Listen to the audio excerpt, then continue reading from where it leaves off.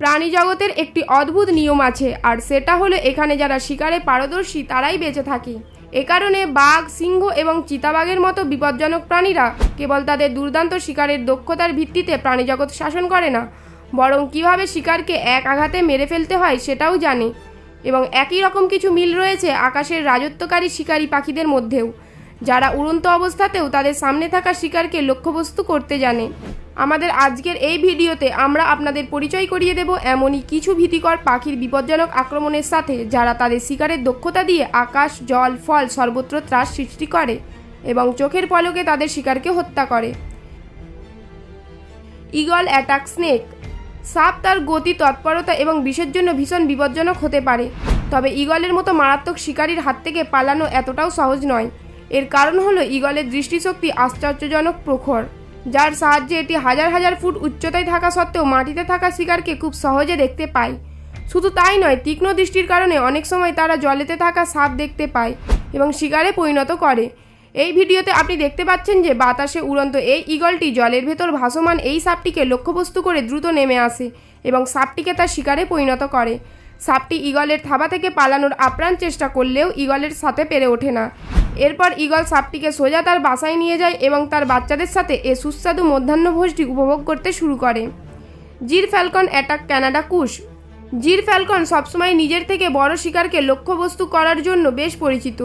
তারা কেবল বড় আকারের প্রাণীকে আক্রমণ করার ক্ষমতা রাখে না, বরং চোখের পলকে তাদের শিকারে রূপান্তরিত করে। আমরা এই ক্লিপেও এরকম কিছু দেখতে পাচ্ছি যেখানে ফ্যালকন তার শিকারের সন্ধানে উড়ছে, কিন্তু তারপর তার চোখ পড়ে এই কানাডা গুজের ওপর।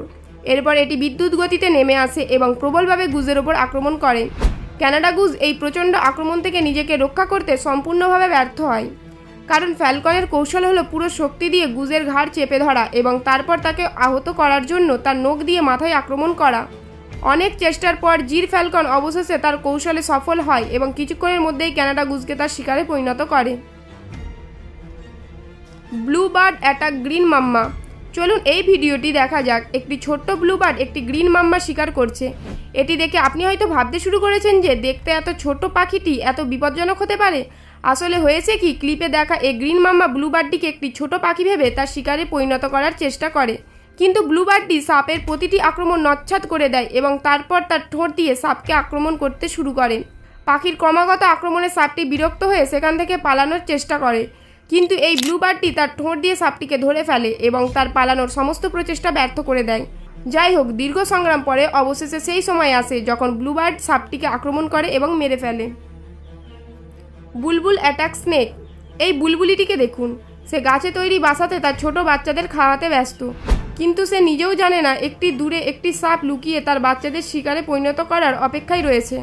এমত অবস্থায় বুলবুল তার বাচ্চাদের জন্য আরও কিছু খাবার আনতে গেলে সাপটি সেখানে প্রবেশ করে এবং বুলবুলের বাচ্চাদের তার শিকারে পরিণত করার চেষ্টা করে। এদিকে বুলবুল বুঝতে পারে যে বাচ্চাদের ওপর বিপদ ঘটছে এবং সে দ্রুত সেখানে পৌঁছে তার ঠোঁট দিয়ে সাপটিকে এমন শক্তিশালীভাবে আক্রমণ করে যে বেচারা সাপটি সব কিছু ছেড়ে পালিয়ে যেতে বাধ্য হয়। Secretary bird attack snake.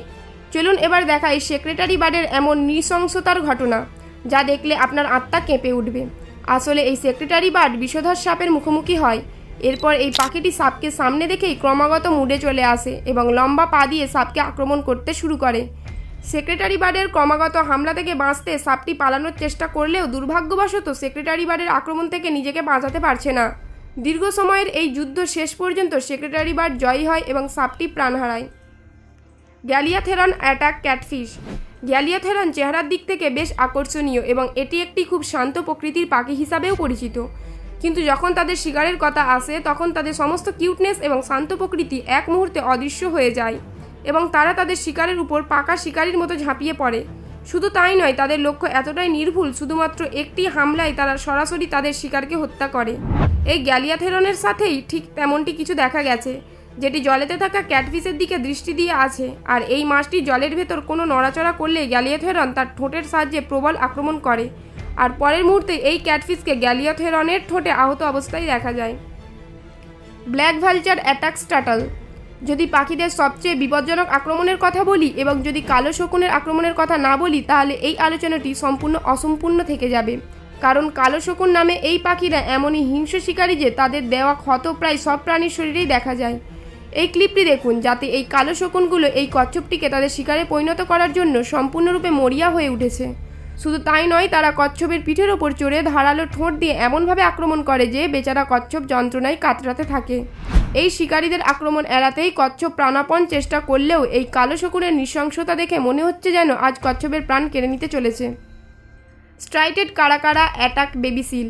আসুন আমরা আপনাকে এমন একটি পাখিদের সাথে পরিচয় করিয়ে দিই যাদের অত্যন্ত বিপজ্জনক আক্রমণ আপনাকে চমকে দেবে।